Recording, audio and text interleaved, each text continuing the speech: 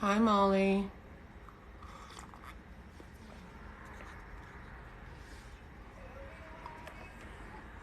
I feel like I'm like on top of the camera.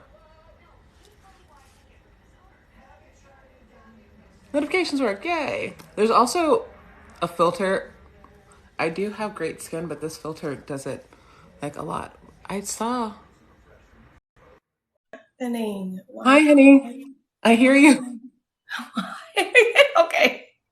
Did you turn the camera on? Yes. Oh, hi. Got it. Oh my God, you look so pretty. Oh, thanks. Is that Caroline your hyped new me up lipstick? with the lip color, and I was like, I'm doing it again. Yeah, I love that color on you. Yeah, it's two colors. Okay. It's actually hard to do anything. Why do you sound so low? Hold on. I don't know. Can you? Okay, that's better. It was my phone volume. I also realized that you sounded kind of close. You're uh, like, you're whispering. are we doing like ASMR? Chaos Oh is God. friend. Your first live and it's with us? Come on. What Were a you day. registered or did you just stumble in? I Yeah, which one? don't know. Did you know about it prior Right. to That's right fine. now? Or are they just like, are they about to be like, what's the topic? We've been here 2 minutes. You registered. Okay. Yes. Okay. Nice. Nice. I love it. I was telling like right before you got in here, I love that fucking corgi butt so much. That there's some filter on here that I don't know what it is, and I'm like, I have good skin, but this is like you've been airbrushed. Yeah. It's like a Or little, like, it's a matte finish. It's like, yeah, but also kind of like lighter. yeah, that's what I don't like. How can I make that stop? Uh-oh. I mean, you look fine. It's just like, that's the difference. At least my dimples look cute. Yeah. I mean, look at Yeah, there's a reason for everything. it's priorities. So we have like an announcement. It's a soft glow. There we go. I think that's a filter name somewhere too, like Probably. soft. So this shirt that I'm wearing, as we're waiting for some more people to get in here, it's from Raygun. And the reason why it's important is I was opening packages and I had forgotten that I ordered it. I thought you were gonna say you forgot that you were gay.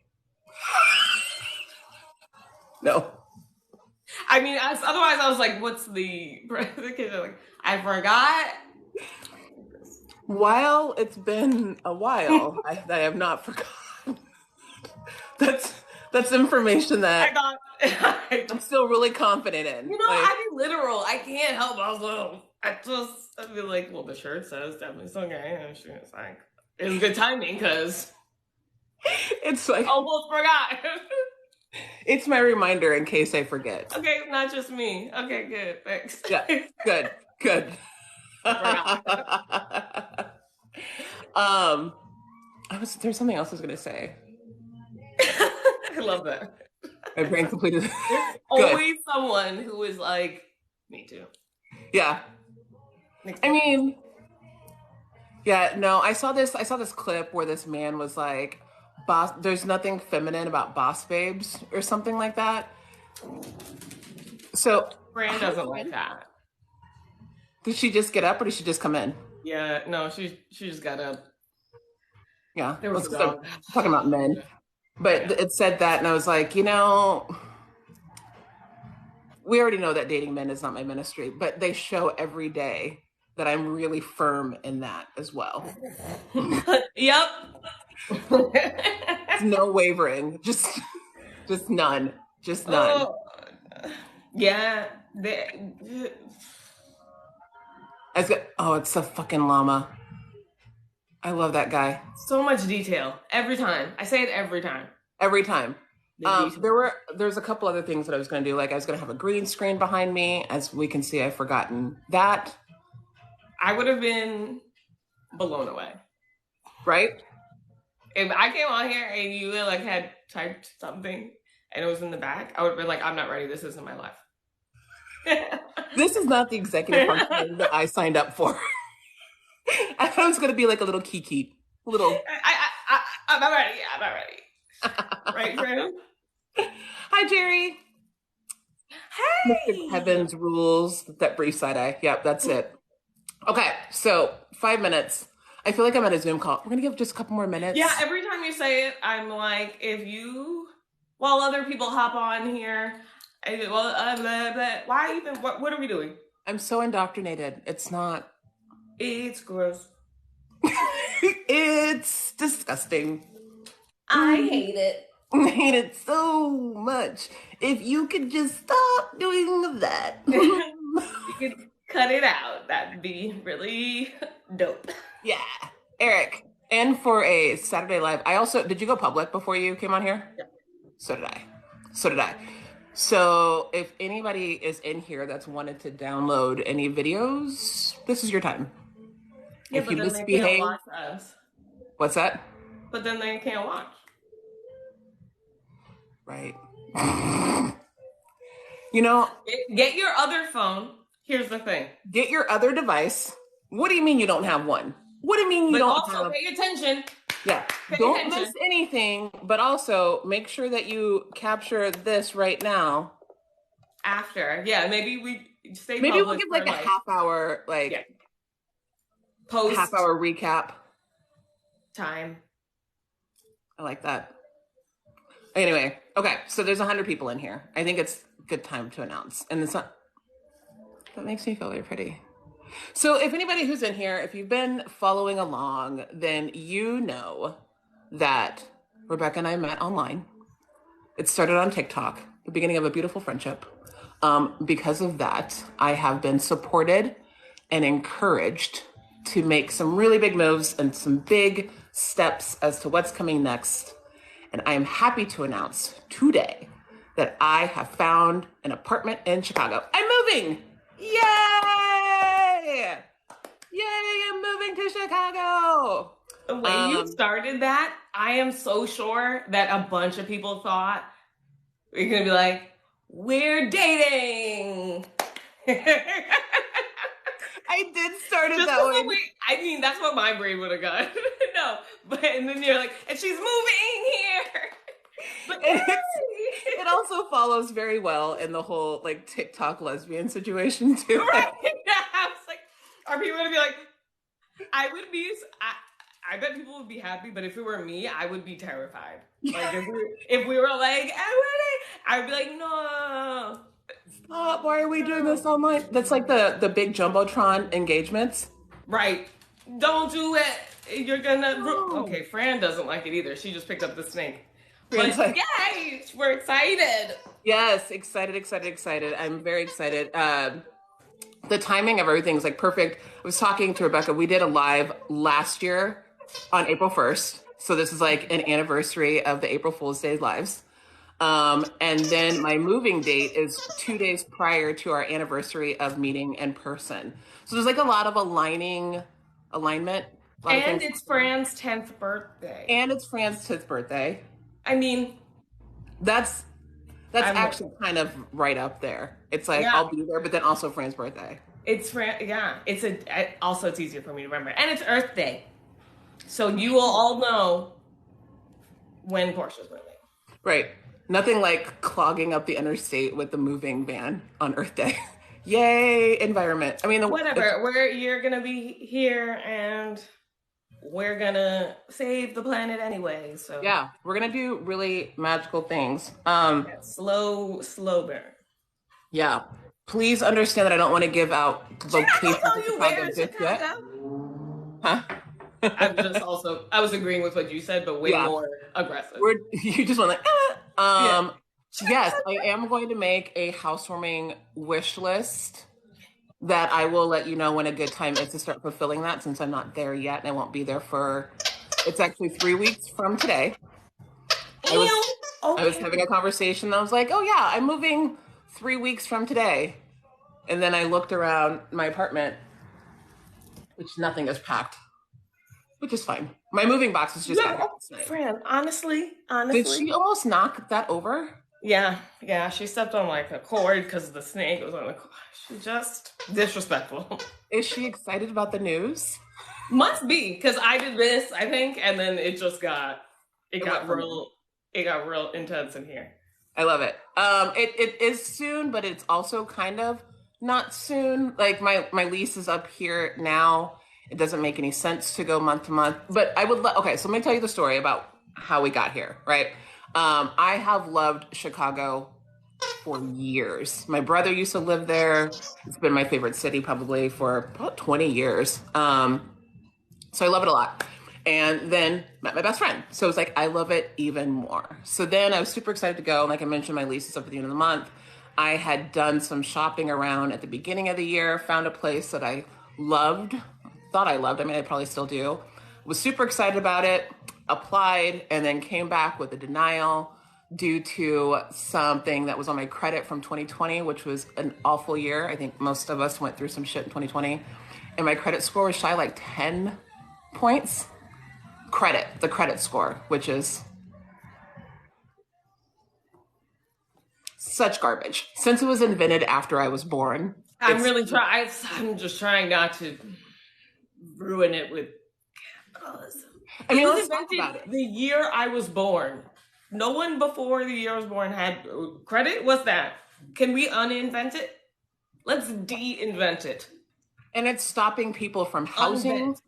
And it's so stupid. It doesn't make any sense. You have to have credit to improve your credit. It's But then you have to have credit to get credit. It's just a tool of oppression. Like there's no positive to society because of it. Uh-uh. It's None. only positive to people who want to exclude. Exactly. And it was even more frustrating because 2020 was such crap for me. Now in 2023, over the last 2 years, I've done an amazing amount of work to clean my shit up. Like we've all been there. And if you haven't, fantastic. And I'm happy for you. But the majority of us have been there. So to have every other requirement besides that, I mean, well past the income requirement, blah, blah, blah. It was incredibly frustrating. I mean, it was just frustrating on all levels because it just felt right. I'm like, yes, this is it. I found a place that I like. Set it aside, said we'll come back to that at later times. Then you saw when I went to Chicago this last time and Jamal did the video and panned and we were all in there. And I was able to connect with a friend of Jamal's who worked with me and found some places. And I had some options. And I'm like, yes, you seem really great.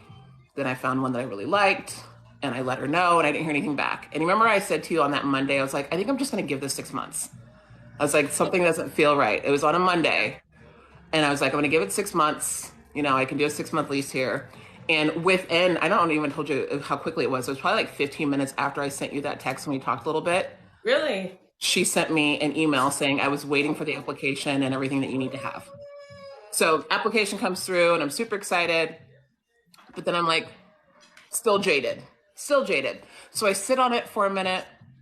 And on that Tuesday, I fill out the application. And then I started getting phone calls about like verifying stuff, which meant that we were a step further than the first place. And I was like, still cautious. Still cautious. And then that Thursday I found out I got the place. So yay for a happy ending. I think I like this place more than the first place, honestly. It always works out. So I was watching something and there were like, delay is not denial. Yes. And I was like, I've never heard that. It sounded churchy. It is. It absolutely is. I have never heard the phrase before. And I was like, when you said that, I just pictured myself sitting in a pew at Antioch Baptist Church. It's a church thing, but it still works in every situation. Right. And like, if you don't get something you really want, later you're going to be like, it's a good thing. Right. It's a guarantee. Later you're going to be like, thank goodness. As long as you keep moving forward. Right. It's just not letting it stop you fully. Cass said yes, no, or wait. Absolutely. And, you know, like the universe works in whatever way. I think the fact that I was okay with waiting if I needed to helped a lot. You know, I had like, it wasn't a situation where if I didn't get the place, I wasn't going to have a place to live. Right. I was still going to have housing. I'm still secure. I had everything. It would have just been like another slight delay. However, now I'm moving. Yay! Yay! Yeah. So super excited because also you've heard Rebecca and I talk about like things that we want to do, mostly just taking over the world because Black women should be in charge of everything, anyways. And now they'll be better. Be in the same place. I don't have to fly out there every month. It'll be easier. We Mm-hmm. can do more Mm-hmm. collaborative events Yes, more and collabs. bring TikTok impact like offline as Mm-hmm. well, while still showing people what we're doing. Right. Because Imani had reached out to me about, talking specifically about bringing things offline.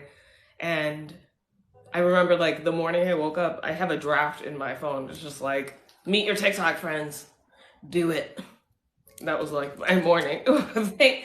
But really, like it's a small move with a huge impact. Yeah. And Well, yeah, we've talked too about being able to not just be stuck in this type of work where it's these short little blips, not being in control of who sees what, how far our reach is, you know. yeah, Yeah, I'm excited. I'm yeah. excited. To be full time, really intentional and active with just moving forward with this type of stuff because you don't know what it's going to be. We can't Right. tell the future. And that's something that people are so used to hearing someone tell them what's going to happen, even though it doesn't happen. Mm-hmm. They still feel better hearing someone say, I know. Yeah. Right. And what we're going to say is, no, I don't know. But like, thank goodness, because everything up to now, Yeah. terrible, Yeah. terrible. I'm a blue sky thinker, especially because if they use their imaginations to do this and Right. felt all the confidence, right? Uh-huh. All the confidence in the world. And the people are the power, not money. As much as we've been told that money is the power and money moves people, but money moves what? People. The money itself doesn't do anything. Right. And I think I saw someone recently talk about like, oh, the currency and there's a thing happening and the dollar might is gonna go down and stuff. And I'm gonna just be like, I told y'all, right? Invest in your relationships. Yes, the fact that money, which is supposed to be the most tangible thing, the value of the dollar can change. Don't Like even get even started. like thinking that in my head, it sounds weird, but then saying it out loud. That we have a net worth of people, right? But that is dependent on the day and if a certain person tweets something that might change the value of a thing. Is that something we want to count on right now? Is that where you want to put invest all of your capital, all of Hmm. your time? Because what's your capital? Right. Your time, your brain, your energy. That's it. But that's all of the things you have, and they take all of it. Take all of it. Take And all of and it. then they give you this paper, and they're like, it's the same worth of that, and you have to be like, yeah. But to get more of it, you have to do more of it unless you were born into it. Like there's just the layers of it are disgusting. It's And just yeah, let's put a dollar value on people. That's not weird at all. This is your net worth. yeah, net worth. And all the stocks and all these figures and everything is based on people saying, I know what the future is going to be. It's going to still exist. There's still going to be, the dollar is going to be worth approximately this much because in the past couple of years, it has trended this way. There's no one guaranteeing you that that money is going to do anything. Right. Right. It's all present value of dollars, which means we do a bunch of math to be like, it's going to change. And it's going to just guaranteed get larger. But you should take the present. It's made up. It's a fictional thing. It's a I'd rather fictional know thing. people who can, like Yvonne, right? You meet a person who's like, hey, I can get you into these apartments. Right. However much money you have, whatever, your credit, whatever, but you know this person who has a direct connection and cares enough to do it. That's what you can count on. Is Right. like human The human interaction, like those, the relationships. And like you just made a good point. Because I told Yvonne everything that like prior to my story, like what happened and the hiccups and everything. And so her knowing that also made it more impactful. It wasn't just like, hey, help me find a place without right. knowing anything about me, right? Yeah. So like as much as I'm not an outside person, I figured out a way, but it's like connecting it offline doesn't even mean necessarily in person you are meeting, but like take it out the comments. Right. See some talk about what happens outside of TikTok on TikTok or something. It has to extend past your phone. It's similar to the thing I posted about the Real Housewives comparison I made. Like, it's one thing to shout on the internet. It's one thing to shout on the internet, but it's another to be like, I've learned so much on TikTok. Can I tell you some shit that I had no idea of before? To someone who's not on in your life, who respects you and wants you to respect them, not the person standing on the street. You're gonna go to a stranger and be like, you really need to vote for this person. And like, that's the way we're gonna do it? Because I saw people in those comments like, well, to be fair, one terrible start. To be fair, Pennsylvania is a swing state and New York is not a swing state. Yeah, I know. And the to be fair thing, it's the biggest preamble. Ugh, I hate it. Lord, my point was they could turn. They didn't even know who their friends were voting for. They didn't even know their best friend wasn't voting at all. And they want to be all preachy and drive to Pennsylvania when they could be more impactful at home. Right. So, yeah, I get it. But did they change it? I don't think so. It's almost like in their best interest, not to look good for a stranger one time.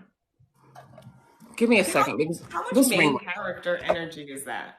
Well, to be like, I'm gonna be the wrong way. It's using the main character energy the wrong way. This ring light and me are going to fight, by the way, just so you know.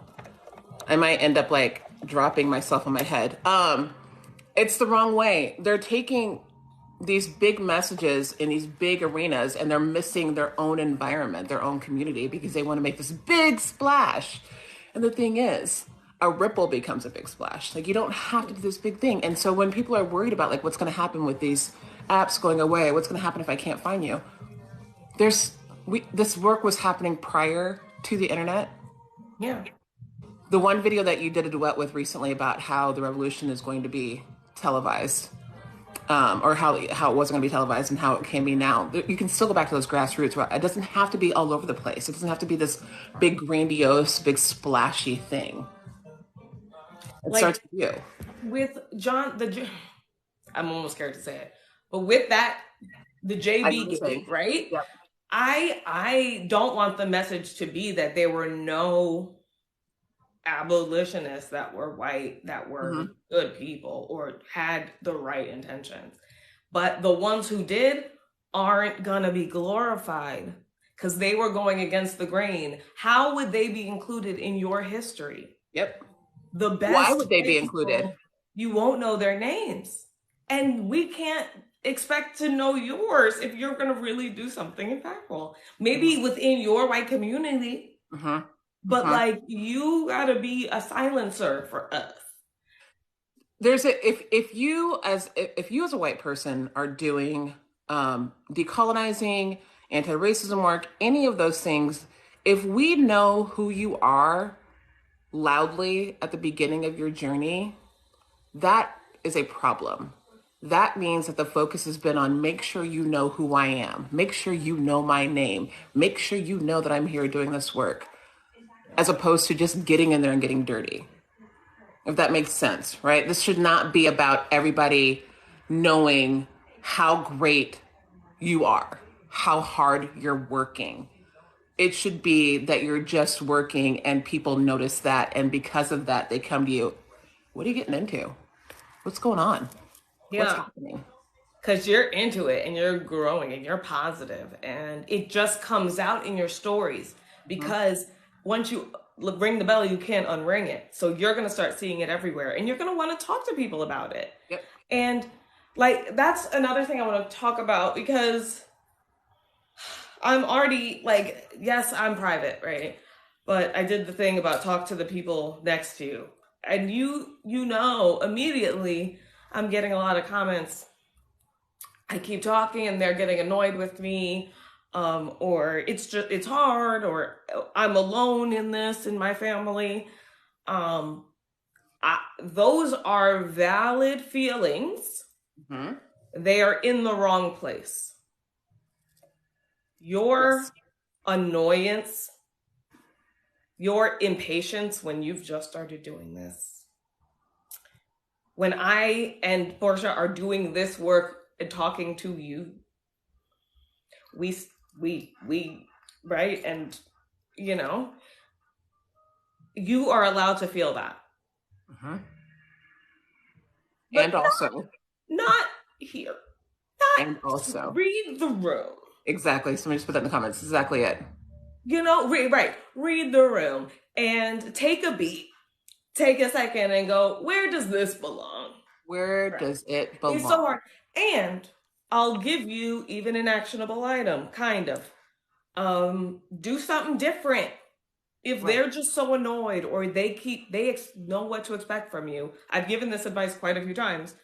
Try something else. Hmm. Try respecting them first. Try Hmm. engaging in actual curiosity. Respect that human. Don't dehumanize your family because we have to deal with them if you don't. Like, it's not a flex to be like, I can't do it, it's too hard. Are you fucking kidding me? We die. We die. Um, you said something that I want to jump on. Like, so I think a lot of people have the misconception when we say that we don't need to hear about the feelings.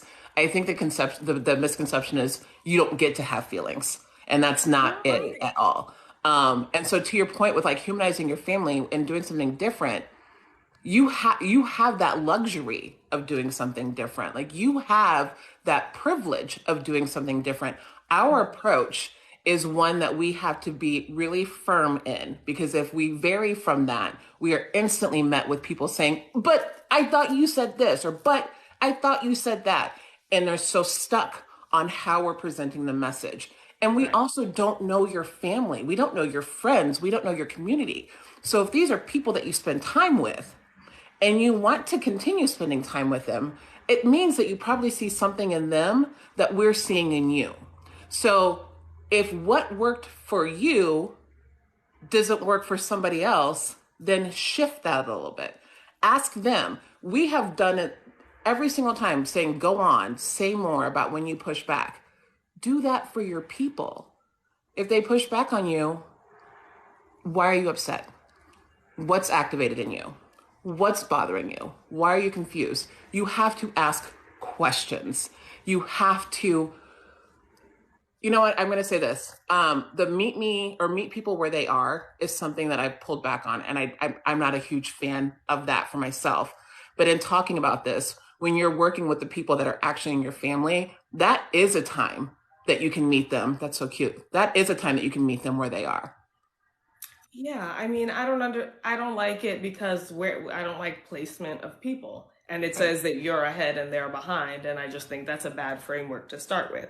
I Right. think see your family as humans and you want a deeper level of understanding between you Mm-hmm. and know that they are like there's no right way or uniform way to turn these people because they're individuals who have different values that led them down this road Mm-hmm.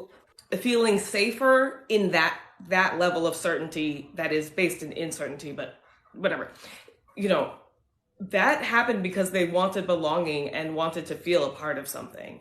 Mm-hmm. And you can't have the luxury of just dismissing them as stupid or crazy because they're humans and you need to respect that they have agency and are out there interacting with other people.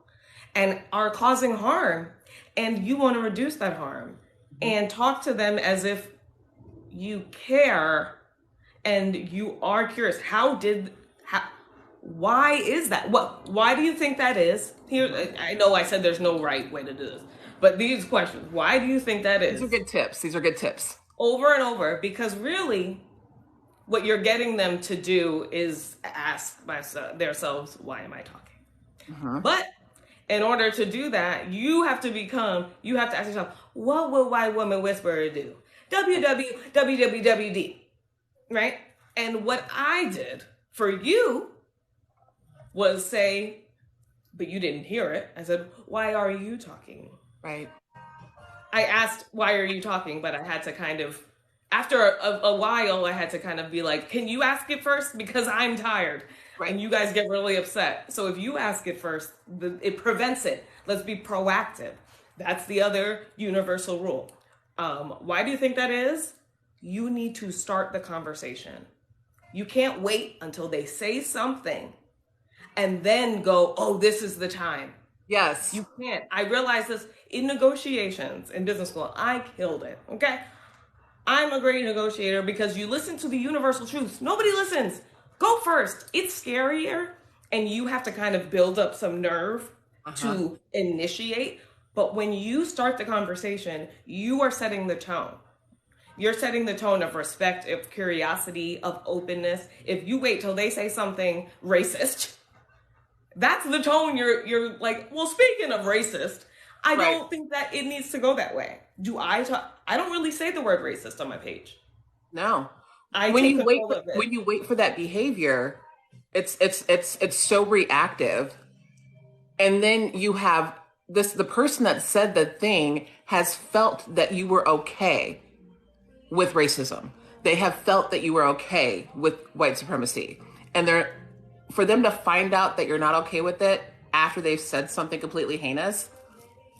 Now It's like you're up that against social somebody that feels, contract, yes. that You're up friction. against It's like like a, like a betrayal.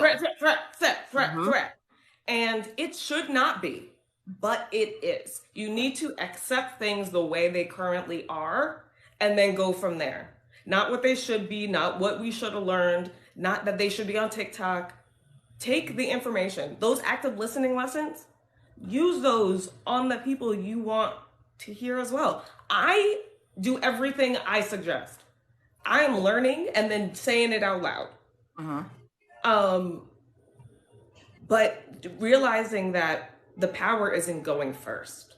Right. Because your intention is better than their intention. You just have to see what it is. It's a better intention. You are laying you're laying the expectations of what you will and you won't tolerate, right?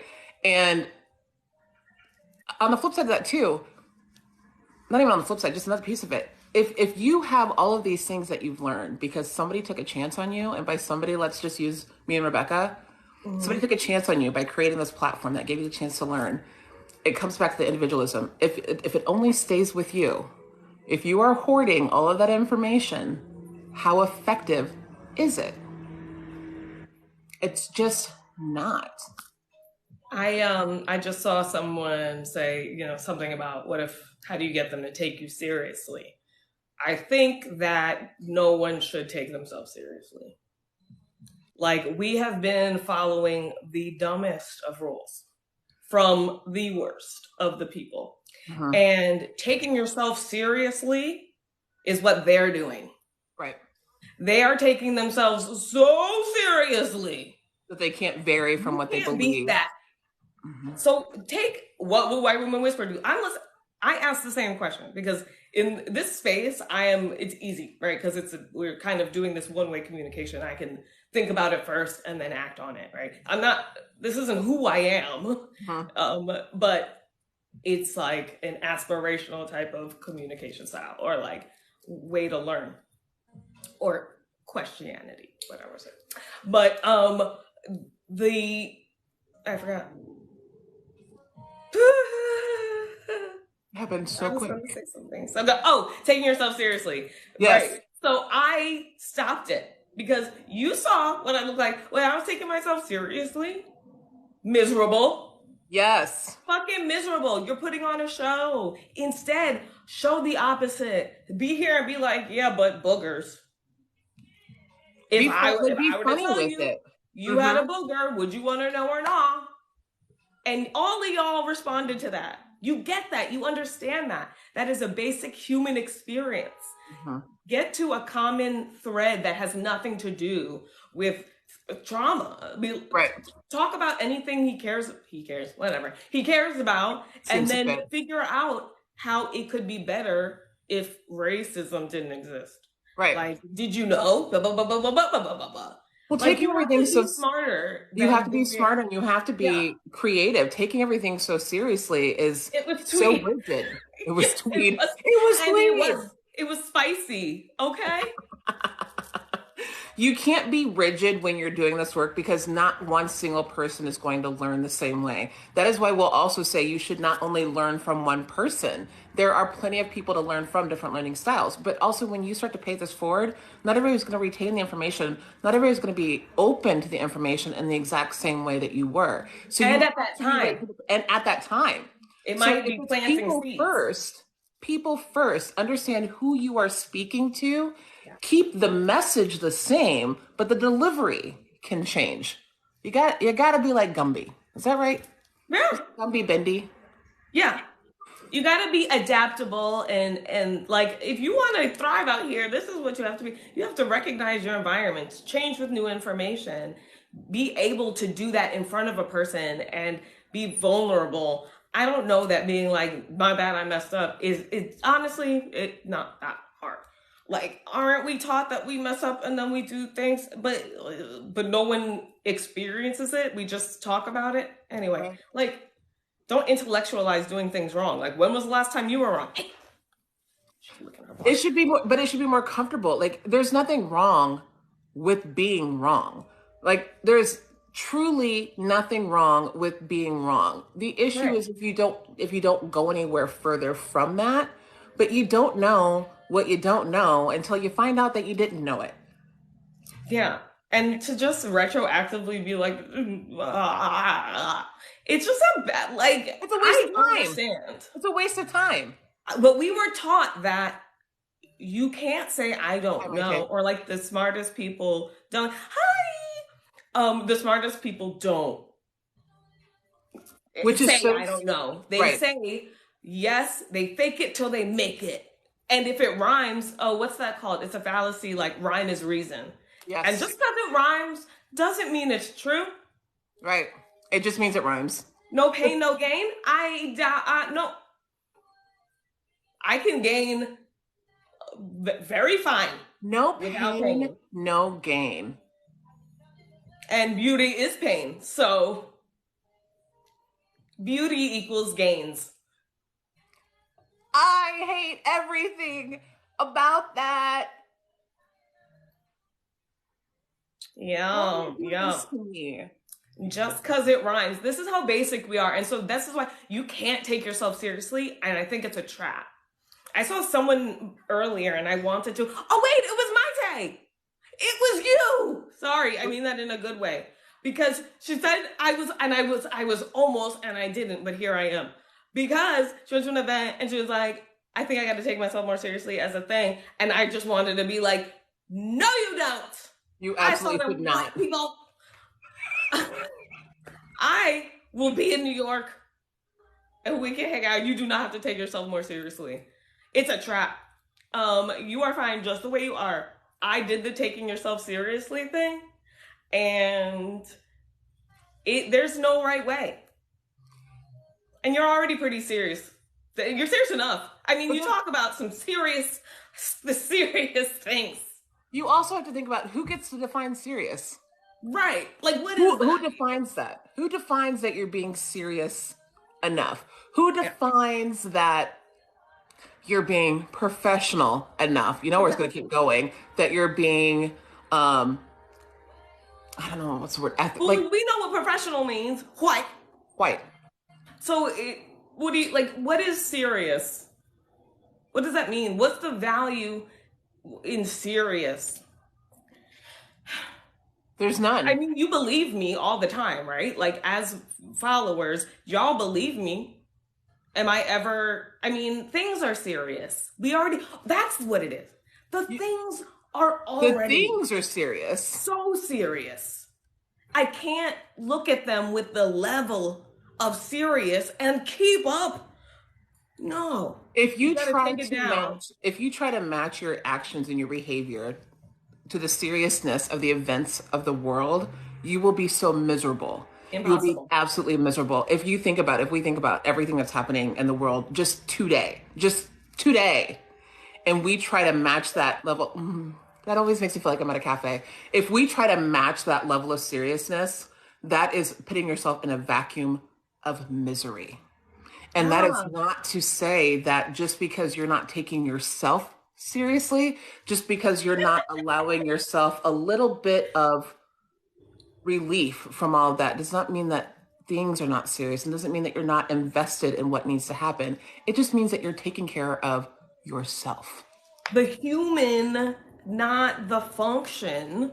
Like, it's just focusing on what you have accomplished and what you want to accomplish, not what, like, how productive you have been or what you want to produce, because that's in a negative, it's in a negative statement, because whatever you have done is means there are things you haven't done. You're creating this list of to-dos Mhm. instead of to-dones. Hello. To do's I and was invited to come on the live, so here.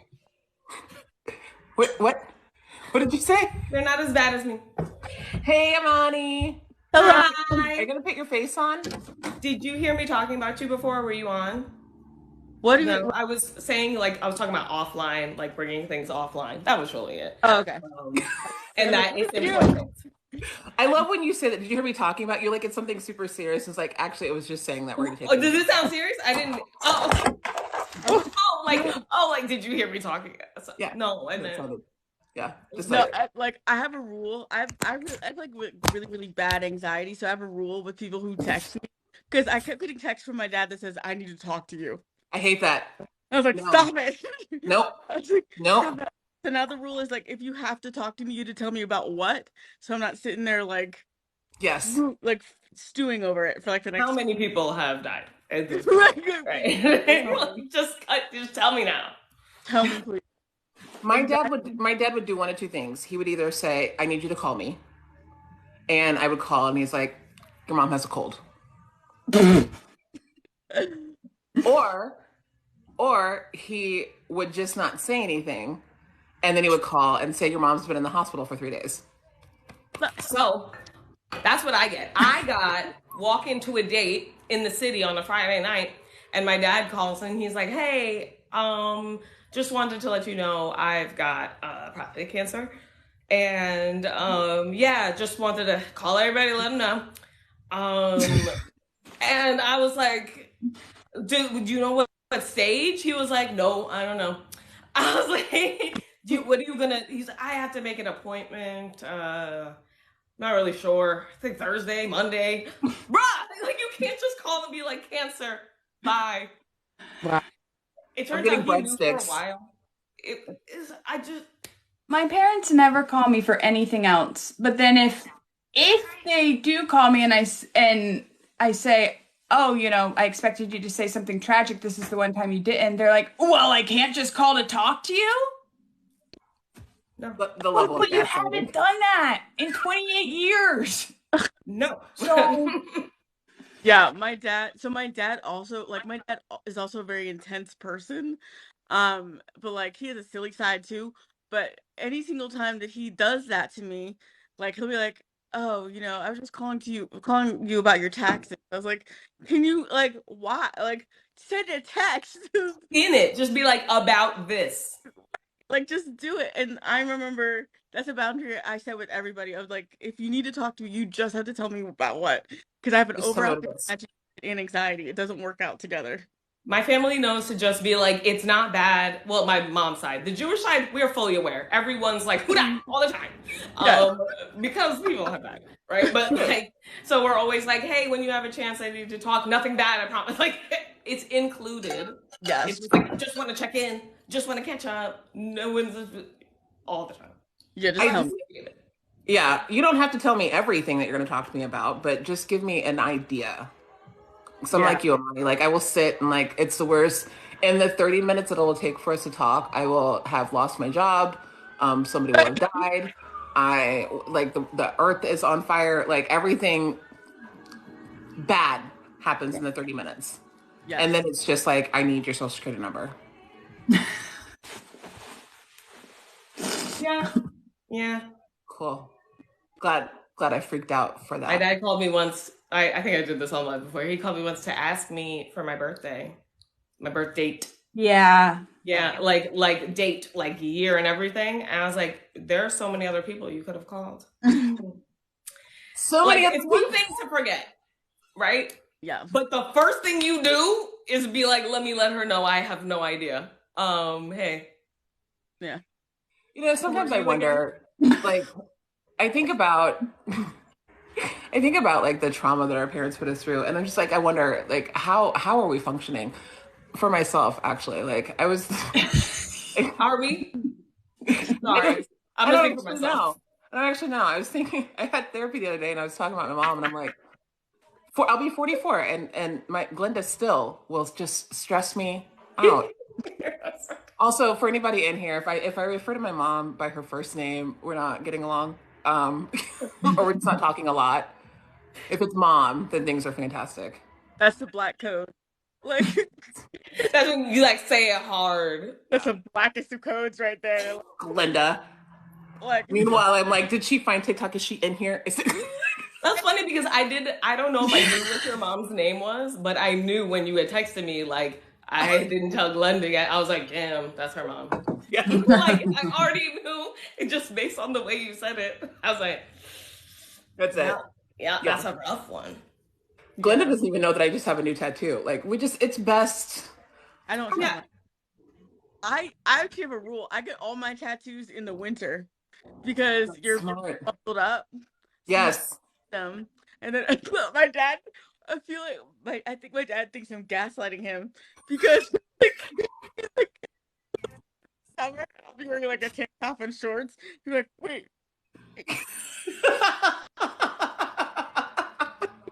So Just bad. kind of just wait for it to show up. I'm like, oh yeah, there it is. What are you talking about? I didn't, what do you mean? This has been here. I And haven't been to the tattoo shop since like Forever. forever. my arms have been easy. But Sweat. this piece, like she's gonna notice that. Like, See, like this one my dad did not notice, right? He did uh, not, but then I have a tattoo on my leg of a sunflower and it says still I rise. I've had that tattoo for 10 years. Which one did you think he thought was brand new? not the sunflower. Yeah. It's like It had to be the sunflower. Mm-hmm. paying attention, but not. Right. But Like you were close. Something's new, just not what you thought was new. the messaging, He's like, I don't know, man. I kind of You feel like it's know, when we talk to white people. Like you're close. You're close. there yet. Something close. happened. But we're full grown adults. We shouldn't be afraid of our parents. like, what do you And think yet- is gonna happen? and They yet- cut you off. Like, Right. I get nothing. No, like there's no money, no trust fund, nothing. You're not And- even talking, so it's not like they're gonna stop talking to you. I don't understand. My family, like our family. I don't know how to describe it, but like my boyfriend describes my family as like very corporate, Uh-huh. and like it'll be like you're in, those meetings you have with your boss when you're getting a demerit. Was that you that made that sound? Yes. She said meeting and boss and demerit. Yeah, like you'll get the whole pressing down of your every single issue that you've had in the last, and then they'll just be like, "So how are we gonna work on this? What is the game plan?" I did have family meetings for a while when they were divorced too. So it was like conference time at one of the houses. And of course, my younger brother was just adorable. And he was in a cute phase where they only gave him like you need to calm down a little bit. But Yeah. me, I don't know what I did, but it was a lot all the time. It's like You're a paperwork. woman. And I You're a could girl. like I had to sit there. Like my brother would be like, "Oh, gotta go," and he and I'd be trying to get my walker and my crutches. Like, I'm going to. I was begging for punishment as a child. I didn't feel that I was I pulled my card at school every day. Remember the card pulling system? No. Yes. And for I only remember it from was teaching like it. you had a stoplight, and if you were being mildly irritating, you had to pull your card to the yellow part of the stoplight from the green part. If you were being very irritating, you had to pull your card down to red. So there was a week in the second grade where I pulled my card down to red 5 days in a row, and then you have to get your parents to sign that. And my parents signed that, and I was like, I feel like I should be in trouble. And they're like, okay, what do you think should happen to you? And I was like, I think I should be grounded from TV for a week. And they're like, okay, that seems fair. And then I was like, but Thursday, since Survivor Night is family night, I'm going to have to watch Survivor with the family. And they're like, okay. And that's how that went. Never been grounded before or since. That's America. I love hearing about how white children were brought up. I love that so much. It's like the opposite. It's just like if we could just even things out a little bit. They're like, hey, you need medicine for literally everything. And for us, they're like, You know. What? Yeah. you know how to spell medicine? I mean, this is like a real life thing. My mom pulled me out of therapy when I was younger. We'll just pray on it. So if we could find like a in between, because you're out here disciplining yourself. Well, yeah. You're holding your own family meetings. Well, no one was worried, you know. Every single report card I got needs improvement on my I said I get needs improvement on my table of conduct. But that's, you know, it was just my conduct needed improvement. I was like an A student, teacher's pet, and I still got, like, you would think I was out here. Just everything. My mom, Same here. my punishment was always rooted in me doing exercise, and my mom would like lock me out the house until I did my laps around the neighborhood. And what would happen is she would watch is like see how many laps I would do. I know you all terrified. You're like laughing through what sounds like the greatest. I have no poker face. Okay. No, this is. I would like go back and forth and like just not do the full lap. I would just like. And then like one time she locked me out so bad, and I was like, I gotta pee.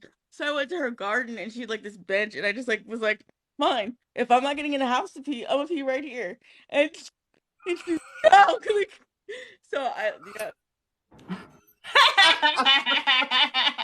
That sounds like math to me. Right, like I was like, I'm not moving anymore. What else are you gonna do? Yeah, like oh my god. Or like she would.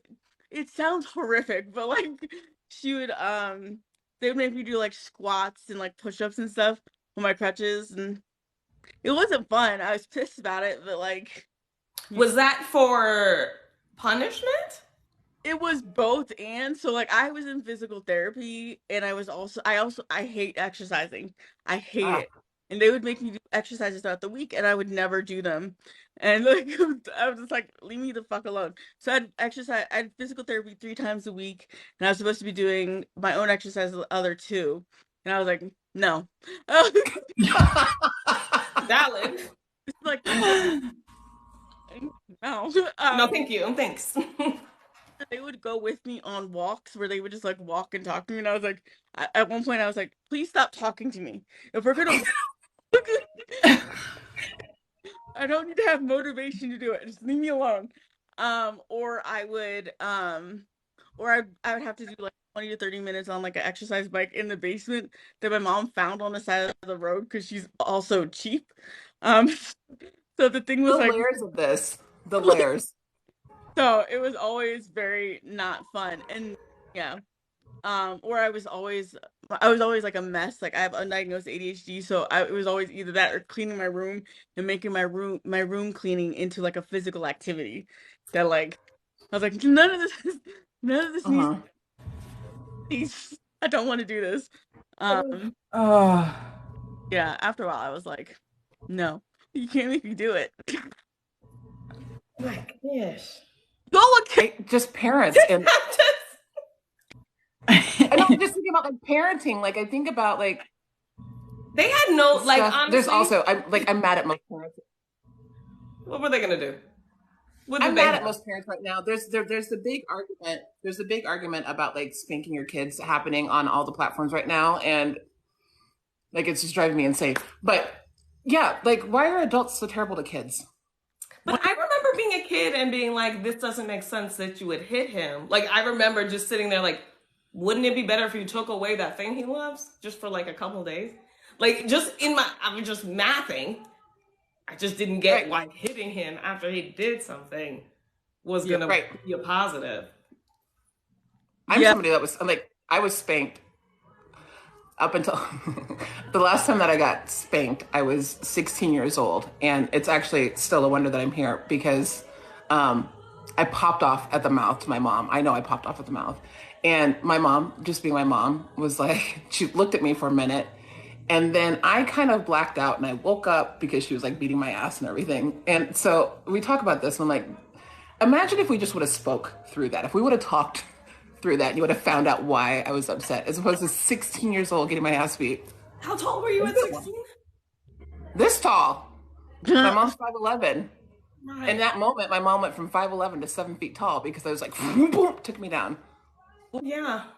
Talk a lot about is like if you grew up in the black church, everybody had permission to spank you too. Like I remember like choir practice. First of all, again, cannot run away. Like so like every choir practice I would be practicing and like the one auntie was in the church was like chasing all the kids to get them to shut up. And I'd be with my walker. You know what? After a while, I was just like, let me just sit here quietly because I'm not gonna get chased around. I refuse. This is Yeah. Huh. Anyone's allowed to spank anyone else's kids In the black church, in absolutely. the black church? It takes a village.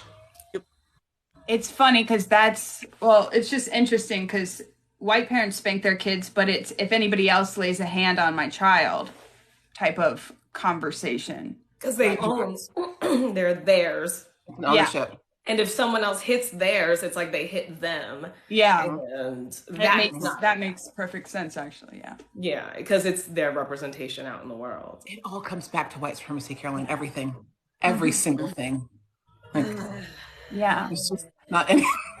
And isn't that what America is all about? And that's what America is when it comes down to it. When it comes right down to it, it is. When I was growing up, when I was in 7th grade, I went to a school, and just like to your point, Imani, about the church, we grew up in the church. My dad was an associate pastor. And then at the school I went to, the secretary went to the church. One of the administrators went to the church, and one of my teachers went to the church. I was surrounded by adults that could just punish me at any time. And in 7th grade, I was a heathen. I mean, 7th grade. Yeah, I mean, like. I mean, I think about it now, and I know why I was acting out, but I was. Yeah, I was. It was. I had a lot of hormones anger. were coming in. That's what some white lady said in my comments It was not about her hormones. 15-year-old. No, I just had I had a lot of rage. I had like a lot of shit. Like this is a bigger, deeper story, but I had a lot of rage. I was a fighter when I was younger. Like I fought bad. yeah. Anyway, isn't growth fun? Yeah. Growth is fun. You shake your head no? Like, no, I don't want to do that. I like not things sometimes.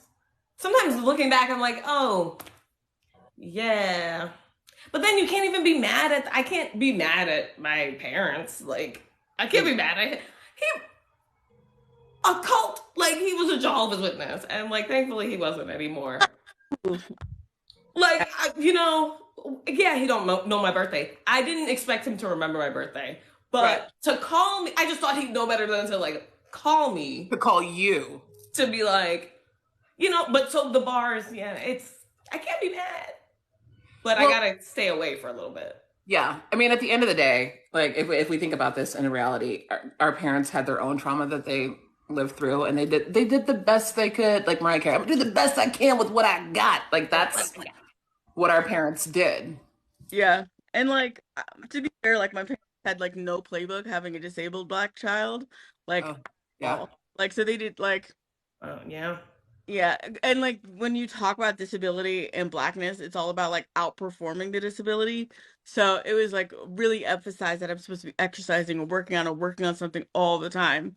And so I would just like lock myself in my bedroom and be like, nobody talk to me, leave me alone. Like no Hmm. talk. Yeah. But yeah, like so I get it. I mean, I wasn't happy about it, but I get it, you know? Well, it's Right. because like it's the like you gotta work 2 times as hard as a black woman, period. So it's like you have to work 3 times as hard. So Hmm. I mean, at least it's not like a dehumanizing Oh yeah. position to hold, but it's still like, damn, really? Yeah, like I was one of those kids that read all the time. I was always reading and like I remember we would go to the store and my dad would go, "Oh, like see all the other kids that are actually going to look towards books? Why are you all looking at toys? Like, you know, you all should be working on books, like study for the SATs." I took the SATs at 11 and like at 12 years old and like, you know, went to like Johns Hopkins like summer camps or like law camps and stuff like that. And I was like I want to go to theater camp or something like that. And it was always something, Right. yeah, it was a mess. But yeah, like it was always like you had to outperform it and like constantly be achieving at all times. And if you take a moment for rest, then you can't possibly be wanting a future for yourself. The way that rest was just like, and I think it's a lot of black families too. Rest is just something that we're not afforded as children. But Uh, that you must not want a future for yourself yeah, vibe yeah. Yeah. is what I'm battling now. Like it's wait, this is even a choice. Like it feels like in order if I want to be creative at all, it feels indulgent. It feels like how dare I when things like I haven't like gotten that part, but it just feels like oh, you're just gonna throw away everything we've worked to get Oh just yeah. for your silly little like your emotions or your Mm-hmm. that kind of Mm-hmm. because Mm-hmm. I definitely got the emotions thrown at me all the time. The second there was a little bit of it was like my whole argument was gone. Yep. So I just became very Yeah. good Oh, at arguing. and they would always yell at me when I would like they would always be like really upset when I slept in on Saturdays. Like, you should be studying. Yes. And it turns out I had a sleep disorder my whole life. Like so when I sleep, I don't actually get rest. I'm just asleep. So my body doesn't actually count that as rest. Uh-huh. So I'll wait like if I don't have my CPAP or anything like that, I'll wake up exhausted. Like I can't function. So all through my like teenage years I had that. And then my parents were like, "Oh, maybe we should send you to a sleep study." And it turns out I had sleep apnea for like a decade. And I wasn't sleeping. I was like, I need my sleep. Just Just asking questions would have done a just a world question. Just one of question. good. Just let me But know. again, this kind of loops back to what we are talking about. Like, we don't ask enough questions. You know, That's like why so I'm starting it. yeah. Questionality. Now. We were talking about this before y'all jumped on, like with people that are doing like their decolonizing work and they're coming to us or comment section saying it's hard or their family members are pushing back and they don't care. And we were talking about like just ask the questions and find out what they need. Like what's their best learning path? Like what are they missing? What's activating them? What's Why are you activating upset? them instead of Yeah. assuming or like looking at and then just going with that information like there Mhm. might be another layer to it. It might be something in their sock that is making them fidgety and you're just seeing them move around. It's just I just respecting a child doesn't mean you have to listen to a child and be the authority, but you can respect their agency, like that they have Right. their own feelings right now, and Mm-hmm. just telling them to Mm-hmm. stop or you're okay. I hate that. You're okay, you're okay. Or I know, I know, I know. I don't like those. It's dismissive. Like, what do you know? If I said I'm upset and your response is, I know, I know, I know, What do you know? What am I upset Don't about? cry, don't cry, don't cry. Shh, shh, shh, shh, shh. Yeah. I don't know who that's for. Not for us by any means. Yeah, like I'm sorry, I was laughing because I was about to say something that like I find objectively funny about like the emotionality, but that you would all Me find too. horrifying again. So like um, I'm ready. I'm just gonna be horrified. It's fine. when I was all right, so my mom is not very I'm a very emotional person. So like I would always go to hug her. Okay, it's gonna sound bad, but like you have to remember my mom really wanted me to exercise. So Hmm. Oh, run around the house. So I would chase her, so I'd be moving around the house to go hug her.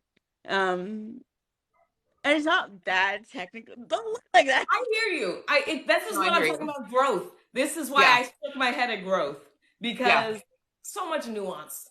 And that's why it's like you can't go directly to that feeling you want to feel if it's like that's a dehumanizing thing to do. It's Yeah. just be like, that's terrible. End of right. sentence. But like if it And was also, I don't I you know, I So somebody asked, "How's my relationship with my mom now?" We're very close. Like she hugs me all the time now. Like she's very much so like she confides in me and stuff. We're like good friends now. But when I was little, I was like, "You're the worst." Like, right. Mhm. they were raising us to survive. yeah, like, and that's what I It was a said. survival. That's a beautiful thing, raising us to survive. Like And I raised you to be a black woman, not a disabled black woman. uh-huh. A lot of people not get, but like if you're a black woman, you get it. Like Oh. if Yeah. you're a woman versus you get it. Like, and so it makes sense. But we have a really close relationship now, and she's like my bestie. We get like our nails together and stuff.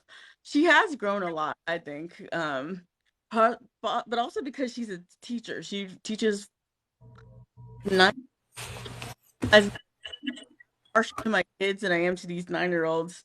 And like they're all learning. So she learned a lot of child development when she went to grad school for education. And so like after that she's like, listen, I was really hard on you and I'm not gonna do that anymore. Yeah. So she learned, like, she thought of Huge. a different way. That's it. Imagine that.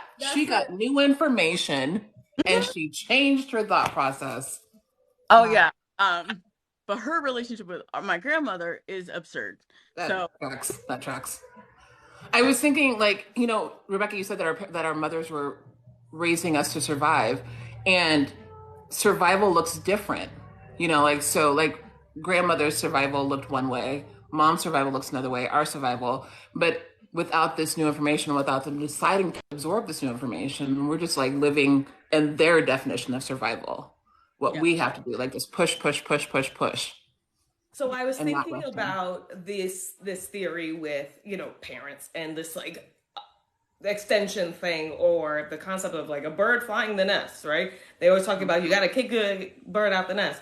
And yes, okay, but after that, the bird is gonna like eventually get its own little bird's nest somewhere else, right? Mm-hmm. And like have its own little bird neighbor, bird community situation, its little bird apartment complex.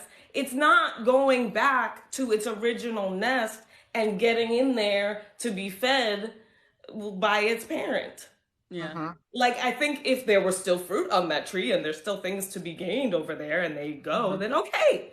But just for the sake of it, no. So, It like, if the almost parent is good, you'll stay, but you shouldn't be expected to just No, run I away. think there's also too, like, with this kicking the bird out of the nest or kicking the children out of the house. I think there's also this expectation or understanding that once you're out of the house and once you're no longer under your parents' care, your guardian's care, that you're just supposed to know everything. Like, you've reached adulthood, and it's how you're supposed to function.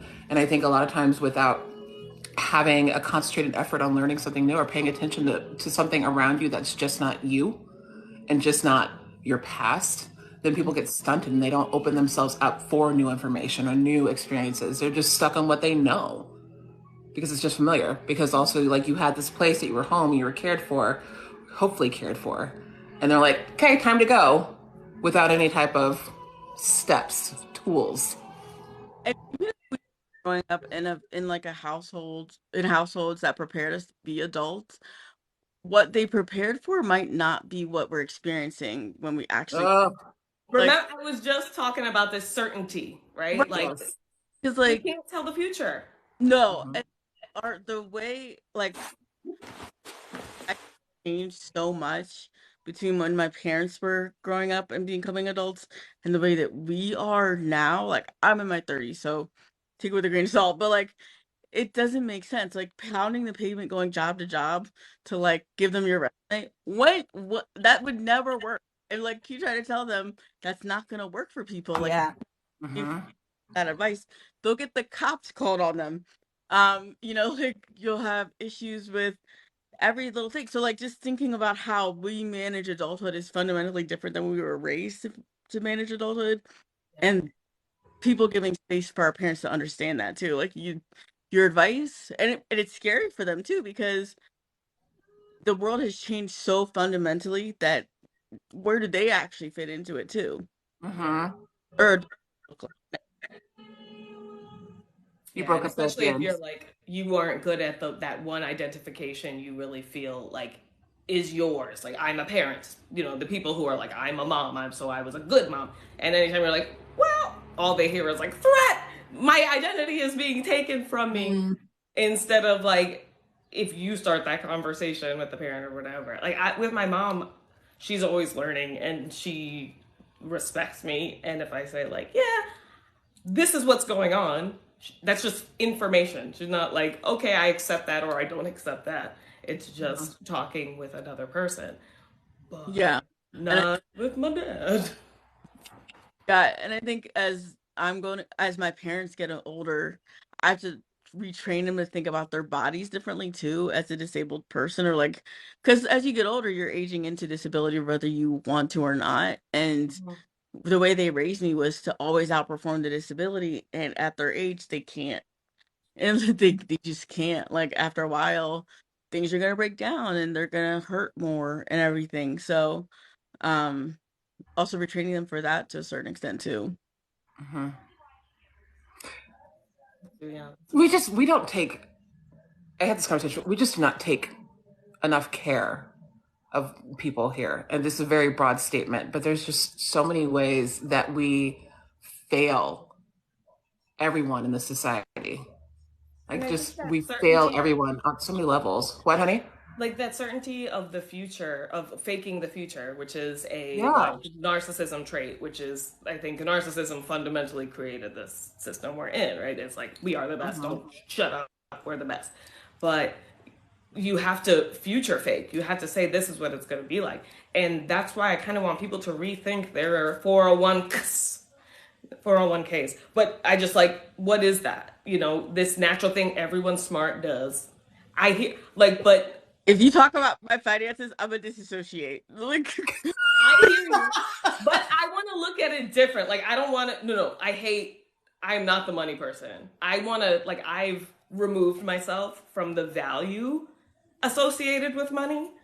I hate that it exists, and I just want to wake up and not be worried. Is really the thing, and I Right. want other people to feel that way. And that can be done without dollars, and it can be done with connections. And I think that's where I talk about capital, not in the dollars, because also they're gross. They're literally gross. What you're to hey, this how long has it been out in circulation? And we're just noom, noom, noom, noom, noom, noom. Now I'm gonna eat my sandwich. Like just fundamentally, why don't we? Why? I had a epiphany when you said the American perfectionism thing, blah blah blah. My dad baked that into our family code with the motto, Easoms don't fill in the blank. Easoms don't cry. Easoms don't feel pain. Easoms don't fill in the Label. blank. That's such a like the label of like Europe. If you were to, Easom.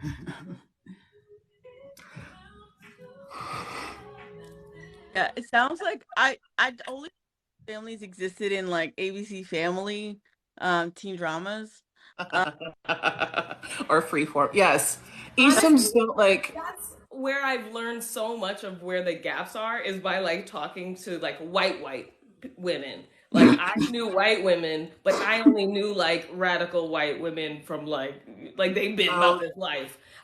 So I was talking to other people from my town. I was like, and I want to just interview a bunch of people from Teaneck because we're all like, we were not prepared. But talking to more regular white women, I'm like, the gap is so fucking wide. But we don't know. Caroline Easom, regular white woman. I mean, just your everyday hometown white human. woman. You're a whole human, but also a regular white woman. like yeah. you've been in those spaces where Oh, I would never. I've been in the whitest spaces. I've been to Myrtle Beach every year. I don't even know that that's a thing. So, Caroline, can I use you as an example for a minute? Yeah, use me away. Sorry. why did I just answer for? Yes, you can. I'm gonna calm down. All right, I'm fine. You know what it is? I think it's because you have your cardigan on. So with your Easom family values and everything, I lost it. Shit. Easoms don't. I like use me as an example. Easoms don't. Yeah, I'm thinking like I had a thought. It's not so much the thought, like the thought itself. It's the way that I was going to phrase it. But I was going to say, I feel like that your experience is not very different than a lot of other white families.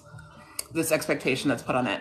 And so when we think about like how white women have only heard that they don't get to feel a certain way, they don't get to do a certain thing, and that's how it carries on. And I lost where I'm going with that. Everything is a don't. Thank you. But Thank also, like you only exist in what you can't do. And the don'ts. You exist in what you can't do, what you're not allowed to do, what you don't have permission to do. And so when white women see somebody else being radical and doing something else, they're like, who said you could do that? They're literally like, you can't just. Who gave you I permission can't let to you do get that? away with this. Yeah. It's a weird phrase. Yep. There's so many things that are done purely because other people would judge us for not. For example, I went to church every Sunday for my entire life until my grandma died. And then when my grandma died, we stopped. We never went back. And it turned out the only reason we were going to church every Sunday was because my grandma would judge us if we didn't go to church every Sunday. That's a terrible reason to do things. Right. But there's so many things like that, like, you know, I'm neurodivergent. Guess what you will about my family. But there's so many examples of things that they didn't understand why we were doing them. But it was, they're done. This is what is done. So we did them that way. Even if it made no one happy. This is what I'm talking about. And it's like the goal, it's almost if you are happy, you're probably doing something wrong. Anything that feels good is this is what I learned, I made up from after reading Word Slip, because it's a really good book, but like the words that are curses are the words that are literally the funnest for us to say, like based on the sounds, like shit. Fuck is one of my favorite words to use, and it's so multifaceted. They're fun in your mouth. So I believe that they were like, this is too fun and enjoyable. It's bad now. No, that makes sense. Why those words are bad. Because tell me, how can you just be like, this arrangement of letters is terrible? Yeah, that's how I started my following again. I used to just cuss out non-disabled people because they treat children, and the very first thing they tell a child not to do is cuss. So I would cuss out non-disabled people. Please, decorum, or like that language, but also guns everywhere, killing everyone. Guns everywhere. But I also think it's really funny for the whole, like for words to be assigned as good or bad, but then for there to be such a worship of the written word. Like pick a struggle. Pick a struggle. Do we want good and bad words, or do we want them up? I'm not just made up. They're just made up words. Like, but that's right. Like white women they come from a place of everything that you cannot do. Yeah. And then It's and then it interesting. gets pushed out. Like white women love to tell other people what they can't do. How many people, what are you doing in this They're parking lot? helping. What are you doing And they're here? helping. And they're helping. And Yes. who's helping you? You don't belong here. I would also Yeah. like the pathology of boredom for white women. Yep. Like that it's not necessarily like them telling other people what to do for the sake of telling people what to do. They're genuinely just bored with their lives. Yep. Gonna feel Wow. something. So like everything exciting, they have to be the victim or they have to be the heroine of their story at all. Bored a lot of the time. Like That's their like climbing a mountain without ropes. yeah. Yes. And it's also that's the only framework with which we're shown white women. This is how you become a star. This is how you get your attention as a white woman, is by being a victim in X scenario. And like, we had this exceptionalism of Easoms are so great, and yet, and when it came to like me pursuing a creative career, that was not the case. Even though I am so great at creative things, but like that's the thing that they are looking through such a narrow thing that they It's can't like see the whole person. They cannot see the whole person. it's like Easoms don't quit being Easoms. Right. That's all you don't quit. It's not like you don't quit, but I want to start this. And it's like, no, because now then you're individual and you're individuating, and I don't know enough about that to say whether it's good or bad. Yeah, but I mean, that's the fantasy. The narrative that we're given is that the most attention that will be paid to you as a white woman is if you're in trouble, if you need the help of white men. It's that main character and that fucking damsel in distress mentality. Yeah. When, quite honestly, white women, y'all have more power than you guys, and you know it, but you don't know it because you know it enough to use it, but you don't know it enough to know what to know how to use it properly. Beauty is pain and all that stuff, and you'll like I said, get your nose broken on purpose to make it look a little bit different, but not too different, for nobody, but for you and another. Like you can make hard choices. You can do hard things. This isn't anywhere near as painful. You just have to be like no, and not value the things that they said were valuable. And also stop taking a no that you get from white men and making it a no for other people beyond you. Like, tell them fuck you. When they tell you no, don't tell us no in response to that. This is not our problem. We are not against you. I just did this in a video last night. Like, we've never been y'all's enemies, like ever, not once.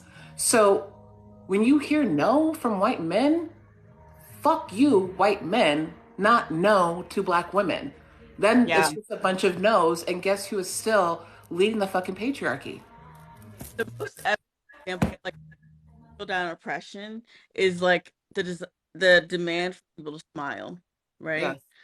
Like I'll hear white women all the time going, "This man told me to smile more," and like it's a white man that told me to smile more, and you're just like, okay, and then immediately after, I'll scroll just a little bit, and there's Angela Bassett not smiling because she lost an award, and what pretend. And it's like, do you all not see the translation? The literal thing. The literal thing. The literal like, fucking I thing. hate the well actuallys, and then they come into me and like, to be fair, like, bitch, you're doing it, or I don't need to be helped, and then they come into like, well, just so you know, neurodivergent people. The frustration that y'all feel, the oppression as women. I'll give you a little bit of leeway. Your anger about that and what you're doing with that anger is completely misplaced. Yeah. Completely misplaced. And one reason why it continues is because instead of doing something with it, instead of harnessing that anger, which is a very valid emotion, instead of harnessing that and doing something with it, you're like, you know what? There's a black woman over there. I'm going to tell her to shut the fuck up. Yeah, I don't like when they come in, if I'm saying like, hey, imagine this, they're like, well, they'll never let it happen. But shut up. How is that helpful to me right now?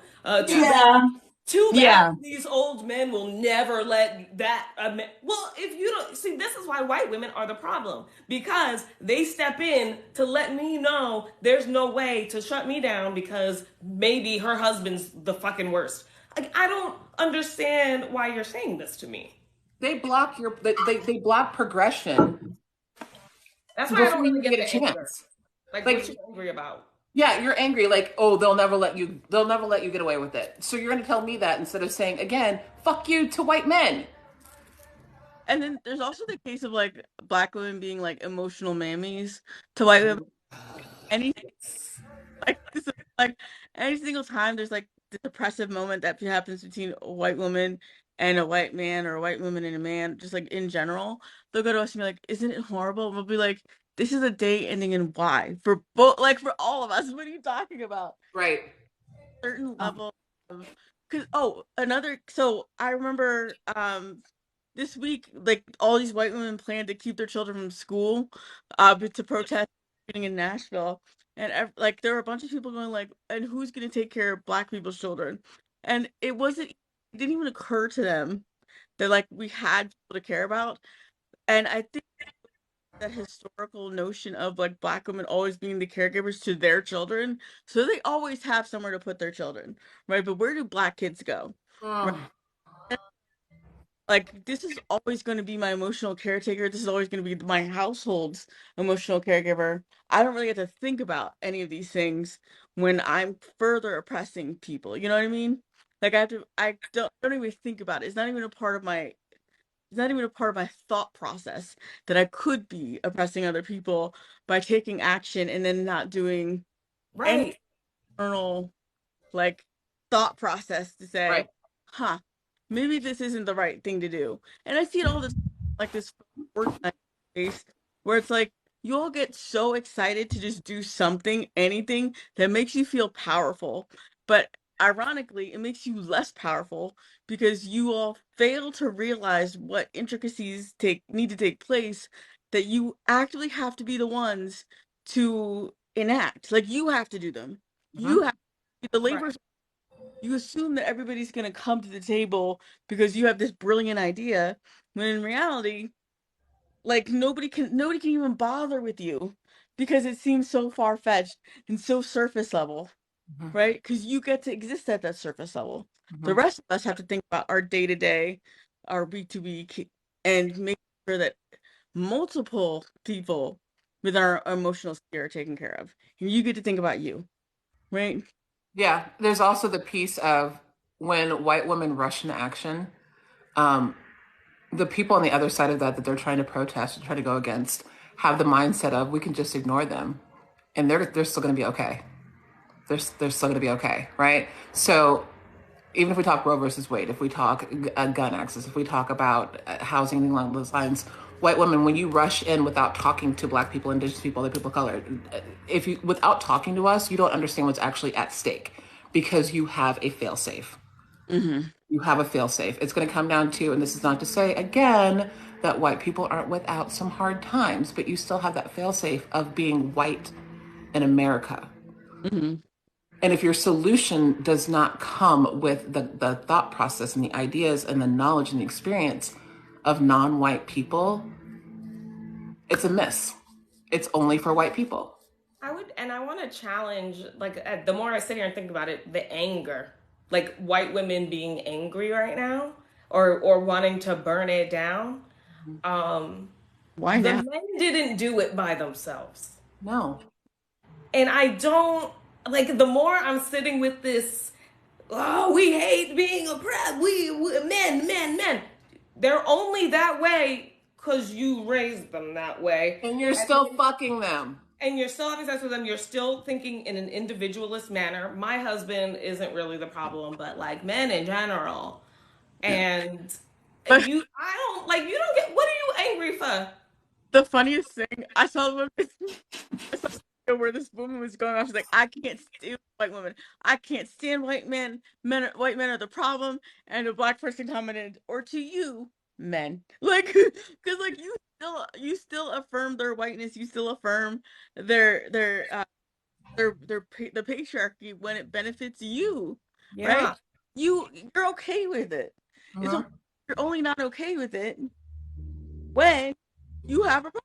Like, but every other time when people are telling you to fall in to like build up support networks with Black people or Black brown people, then you're like, no. Like this whole thing about like like France protesting right now. We should go like, Yes. are you like, People are like, we could be like France. What if we're like France? And I'm like, Like, what world? And then what? And then what? listen, let me tell you something. France will just as easily protest the retirement age going up as a woman wearing a hijab. Like you'll have the exact same protest aesthetic. Like, please calm down a second. They're not gonna let you uh-huh, like all and also they're not gonna let you uh-huh. like all and also It's is that Caroline's fault again. I was like, oh no. If Um she goes off mute and it starts, hold on, because, Oh no, I'm scared. Yeah, I had a feeling she was gonna jump okay, because it's okay. terrible when that happens. It's um my voiceover. yeah, so I just like this is I just see the the cafes and there's burning. That happens every day for even more like for ridiculous reasons as well. So to Uh-huh. look at France and be like they're great. Um Plus their cops are not like trained to, you know. To take people out. Yeah. Specific people. And they carry on a daily basis. A lot of police are more heavily armed than police in the U.S. sometimes. Like if you go around the Place de l'Étoile or the Eiffel Tower or any of those places, any of those like really big touristy places, you'll see cops with like massive guns and like we would walk by, there'd be tanks in the street. They're just not trained to react the way our police are trained to react. Uh-huh. To a certain extent, but there is a lot of racial discrimination. I'm not going to say that there isn't. Right. Well, I think another thing that's just like, it's frustrating and also insulting saying we could be like France. I'm like, Like again, coming up why with don't you talk to ideas. somebody here? Right. Yeah. Like uh, like we're just we that's what we've been missing this whole time is an idea that we need to just look over there and see. Like to and to France, like you don't even maybe we haven't seen what we need to do. Maybe we could just listen to Black people for the first time ever. Like Maybe, just maybe. maybe that instead of going outside. Because when they started doing that, like we could change. We don't have Uh-huh. to protest the same way. Also, protests in the U.S. It's gonna. Well, I don't want to go on We my. are a violent place.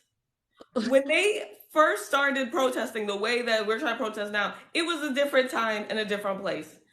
We can act different. Like we have the phone and the internet, All right.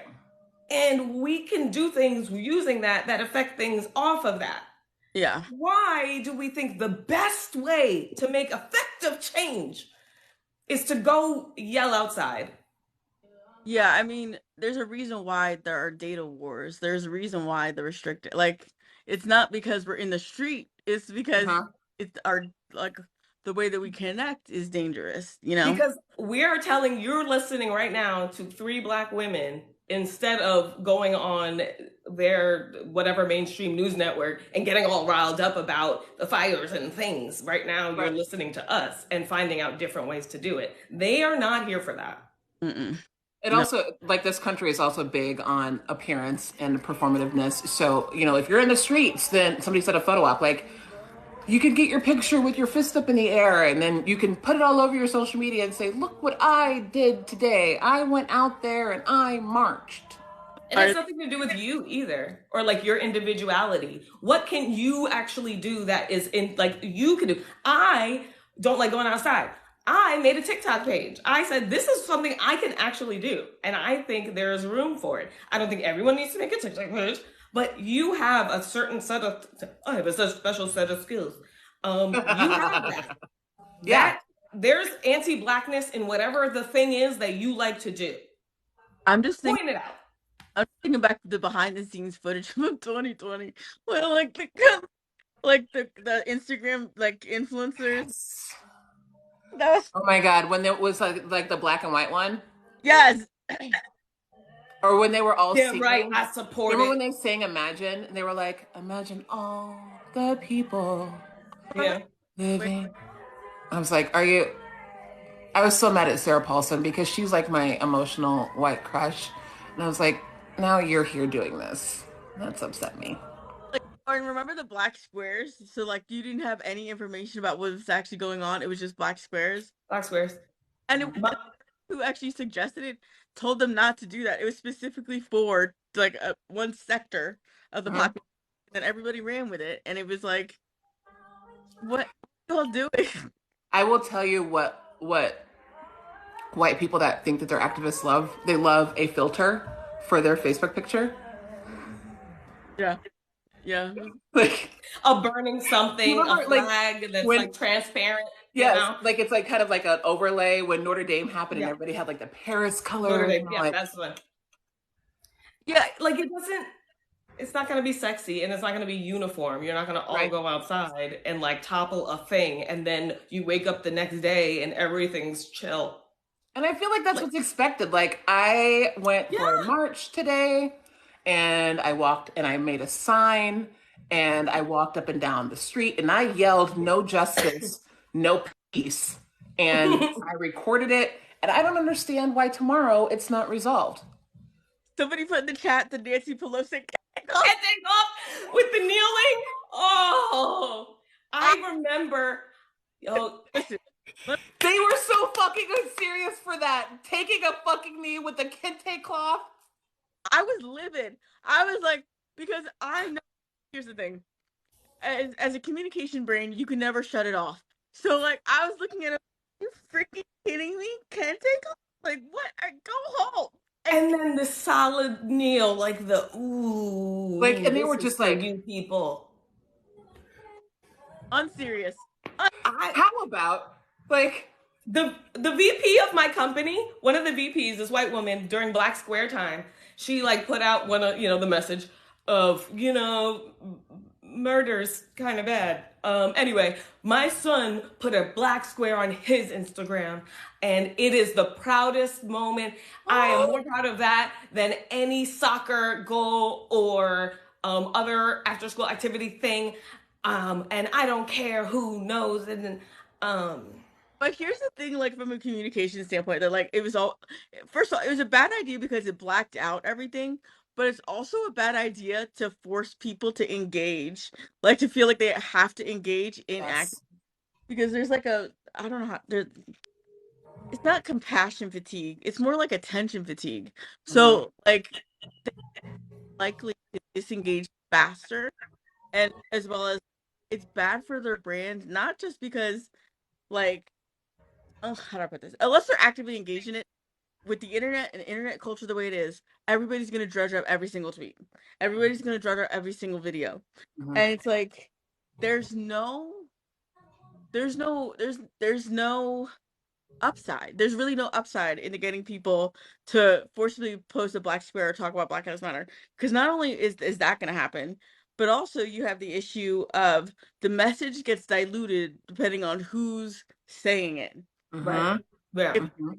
that's only engaging because they want because they're forced to engage or because they feel like they have to, it's going to go through their lens first rather than getting it from the source material. right. Because they're going to want to say it just to say it, but they're not going to do the due diligence to say it correctly. Does that Do make do. sense? Mm-hmm, mm-hmm. So like Mhm. Black Square, I'm like, Like AAVE. Yeah. right, exactly. It's exactly like that. It's There's like, yeah, because they'll use the words. they sure will. Yeah. They won't Incorrectly, but they'll do make it. great, impactful statements with them. Yeah. There's something in the comments, and here's the thing about my eidetic memory. Y'all know that I remember usernames, and there's been a couple people in here saying, "Confession, I did the black square thing." Um, I'm going to give you a little tip that I give a lot of people. We are not your priests. We are We not also here for your abolition. We also know that you did you it, know. and you don't need to share that with us. Like, you don't have to confess something that you did in your past. That doesn't do anything for anybody. Like right now, you're feeling bad for yourself or bad about what you did, and there's no reason to even feel bad about it. It's over and done. That was back then. Literally, we're laughing at it. We're all like, ha ha ha, it was There's dumb. that thing that white people what is that? That like as soon as I critique something or I'm like, hey, I'll get messages in my DMs like, hey, I'm sorry I hurt you. I'm sorry I offended you. I'm sorry you're angry. None of those things.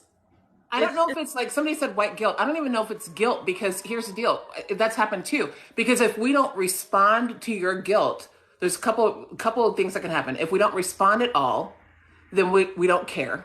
And we're not paying attention to it. If we don't respond in the way that works for you, then we're being dismissive. It's just, you don't have to tell us these things. It doesn't do anything for us. Who is it for? Who's it for? I didn't generally know. Yeah. Yeah. Who's that confession for? Who heals with that? I forgot. I do have journals on my website that say the cover says white feelings. So I think it still says that. You and I both have like there's journals, like an abundance of journals. I just remember being like, maybe you need one just for that. Like these are things I used to do, and as they come up, fill it in, and then later on you can look back and be like, damn. Because I think there is something to that. It's good to recognize that you did something that you no longer want to do because you understand it deeper. But saying it as if like you get a pat on the back for like seeing it is just not going to get you super far with certain people. It also ties into the fact that whether it's consciously or subconsciously, when you're giving us that confession, you want to hear, "Oh, it's okay." You want to be told that it's okay that you did it and that you're forgiven. You're forgiven. Yeah. And if you say sorry, I'm not allowed to just be like, oh. Yeah. Forgiveness it's not always like you're not always going to get forgiveness.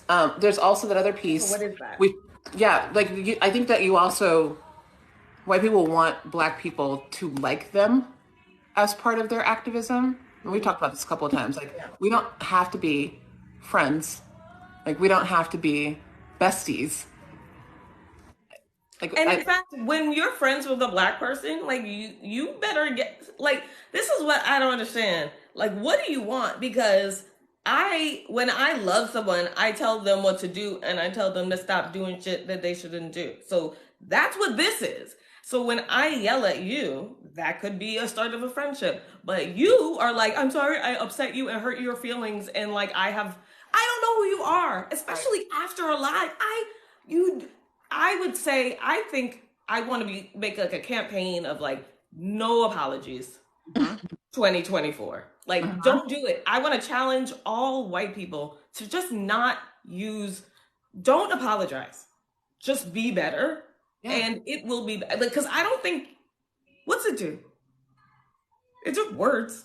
Yeah, they don't even mean it. They say it. They'll be like, sorry, I don't like this. So like, you don't use the word right.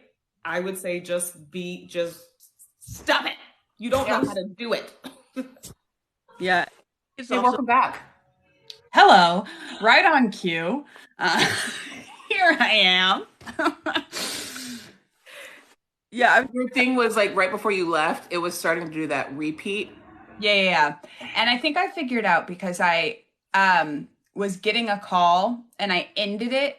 And I think that it kind of takes you out of the audio for a second to end the call and then put you back in. Oh. But that's a theory. Science. You know, Science. It's not hard science. Oh yeah, apologize to us now, Caroline. Yeah, I'm not sorry. going to. In fact, because I was listening. You passed. And I don't need. No, you don't need to hear it. It's not about me. I love when your lessons just appear. Right back at me. No, I do not accept that acknowledgement. I love it. Oh, you're missing your kente cloth. We gotta get Caroline some kente. Caroline, if we find, you could do the character POV and Nancy Pelosi. Fuck, I just imagine POV, brand new activist. The way that your audience Wakanda. would lose their fucking mind. The children would be so upset. The children. Or they think you're racist. Oh no. Or they think like it's an actively racist. Or they think that it was, is this a bit? But like, not No. in the way that it is. Right. Confuse them so much. And you do like a faux baptism, piss off everybody. Do a baptism in the water. You keep going out as if they're actively censoring you right now. They don't want me to hear it. All we hear is like baptism. Yeah, it's just only you too. They're just like, she's spitting too much hot fire. I did like POV, I'm a psychic medium on TikTok thing, and I did get a lot of stitches that I found humorous of people being like, that she's never been to a real medium. It's obvious, blah, blah, blah, etc., etc. She's coming for the spiritual community? Well, consider her hexed. I just need, you gotta let us know what happens. What happens? I think one of the things that has like fascinated me over the last couple of years is how people will just say anything and so confidently. Confidence. The confidence that I don't know how you overcome, and that's why I'm very specific in my demographic, because white women I don't understand the confidence. Like who told them they told them? But see, I have a stop. There's something, and there's when white women, it's an act of defiance from the men instead of just saying to the men no. And I can't think of the best way to describe how it lands with us. Like I don't want to keep saying oppression, but I don't know. It's a misplaced temper tantrum. I do know that. Like that's kind of the easiest way to say it. Like it's a big temper tantrum. Y'all are tired of being told by your men. You're tired of being not right now by your men. You're tired of being told to be quiet by your men. And so instead of acting out at the people that are telling you no, instead of telling the people that are telling you no, yes, I can, and yes, I will, and yes, I should, you come over to us. What? And then I would say like the story with white women, it's like the men go to work and they're kind of shit on at work and they're not the most powerful person there because no one is, right? Mm-hmm. No one gets everyone's always in competition, and then they come home and they're like, now I'm powerful. And then it goes down the line. But I mean, not down the line, because I think then it depends on circumstance and who you're around and who you. I just saw in the comments, where's the white woman's safe space? I can't. Oh, I think that's a joke. That person's been sarcastic in the chat the entire time. Okay, thank you. I think that person's just being sarcastic. I hope so. I hope so, because I have things ready to fire out. Public. I think that. Okay, all right. Okay, okay, yeah. You better watch it. I love you, don't block me. Did you see it building up? It was building. It was. No, you would think it's sarcastic. There's nothing obvious anymore. When you nail the sarcasm too hard, you have girl boss too close to the sun. Because they come in here indignant and like righteous and like, if I were the black woman whisperer, then what would you do? Oh, yeah. Every time. And then what? What do you mean? And then what would you do? I don't know if they're one of mine. You're fine. I'm okay now. I'm okay. I just also think that it's funny that everybody in the chat's like, I can see it happening. It's okay. I'm so ready. No. But here's what I will say. Wait, Imani's trying to say something for like ever. I think they might be one of my hobgoblins. Like, I feel like they're just one of my sarcastic hobgoblins. Like And you know what's weird? Sometimes Caroline has people come in saying weird things from her videos that I'm like, Yeah, and they then she's like, quote me. no, They quote me. that's for my Yes. video. Yes. Yeah. Yeah. Quotable quotes. What are you gonna do? Nostril Queen. That's the one I Yeah. know that's been Nostril most common. Queen. Yeah. Yeah. God, They people shouldn't be love to commenting that here though. They need to learn how to see, how oh, to this corral isn't it. Caroline's live, how to work the internet. They And if will you come on can't here and be figure out like, the internet, no. if you They come on. don't know, maybe you're not ready. Maybe you're not. Yeah. Perhaps you're just not. See, now I tried. Let Imani speak. I was like, we're trying. But also because it cuts out in the beginning, I feel like I have to watch. I'm like watching your box to see every time we start You talking. said watching her box. See? Oh my God. I'm sorry, I'm a 12-year-old. Damn it. I've been quiet mostly because I'm automating all my content. So Oh. yeah. That So sounds fancy. yeah, I'm basically setting up like widgets on all over the internet so like stuff reposts from one thing to the other automatically. Oh, that's What fancy. program are you using? So I used to use if this then that but now I'm using this paid one called repurpose.io. And basically like if I post from TikTok, it'll automatically go to shorts and reels without the watermark. That's nice. That is really nice. And I paid like 180 for the whole year for it. So it's not bad. But you can upload like and then also it saves them automatically too. So anytime Without the watermark or without the watermark. I like that. One of the things I have an app for downloading my videos without the watermark, but then I realized that when I'm private, that site doesn't work.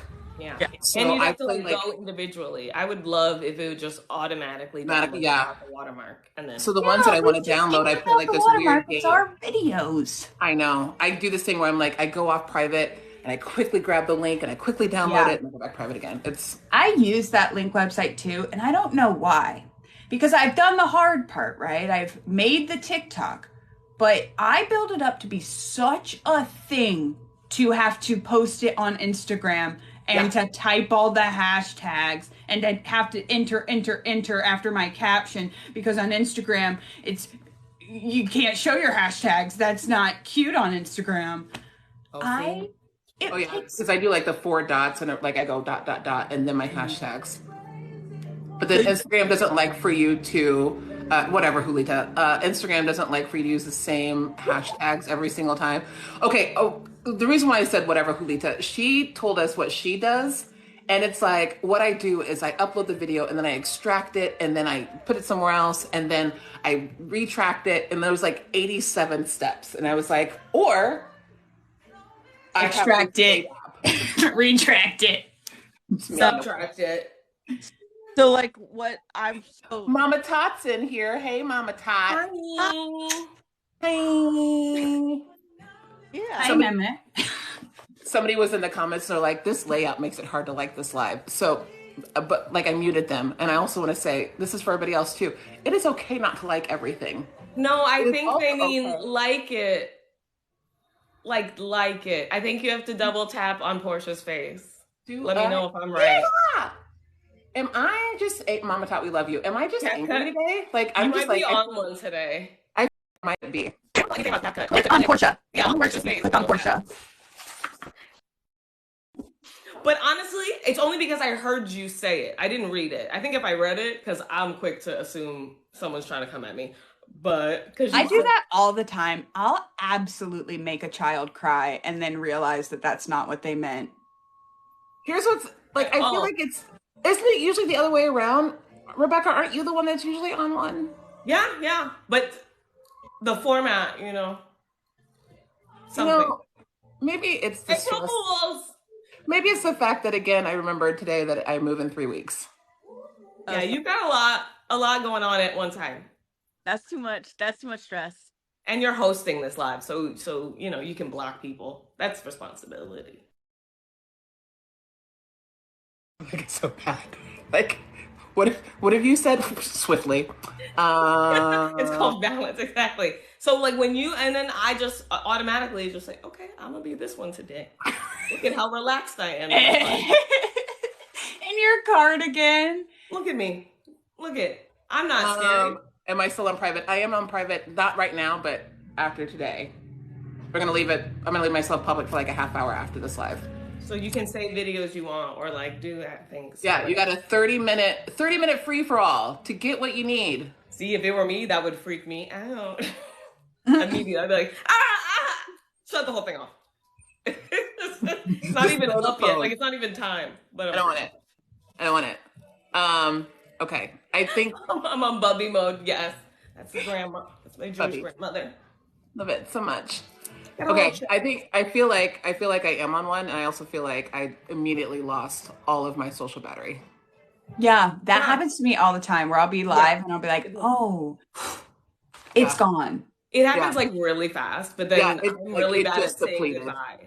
All of it. So it's like, gone. I just really want a snack. Huh? I just really want a snack. So what kind of snack? What are you gonna have? I'm gonna make a White Castle, like the White Castle burgers. I like those. You're making? Oh, you okay? I'm making stuff from scratch. Absolutely not. I was like making no. Okay. And also, like, we've been live. What is this? 3 days in a row now? Yeah. Oh shit! That's another reason. Private, I really want to say do it. If someone's like, I'm not sure, I would recommend it. It's like such a small change, but it gives you like a little bit of a breathing room. I will once again say that I am going to have a housewarming wish list. So thank you in advance if you want to help out with that. And yeah. And we'll be live other times also. Yeah. Not, like we'll be live before I move. Yeah. Wow. I lost every ounce of social. Holy shit. Yeah. No. Let her go. I don't even know what happened. Like, it just is gone. Okay. My page will be public for 30 minutes till 4:30 Central Standard Time. If you have anything that you want, grab it. If not, you don't have to. Imani, thank you for being here. Caroline's like, bye.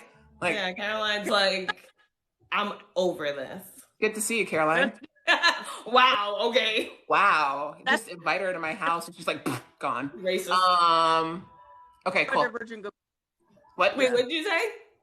I said that's a neurodivergent goodbye. That's Caroline is really good at goodbye. She'll be like, all right, we'll be like mid conversation. She'll be like, okay, I'm getting off now. And I'm like, okay. She just we gotta work on it. All right, loves. Thank you for being here. Bye-bye. Bye.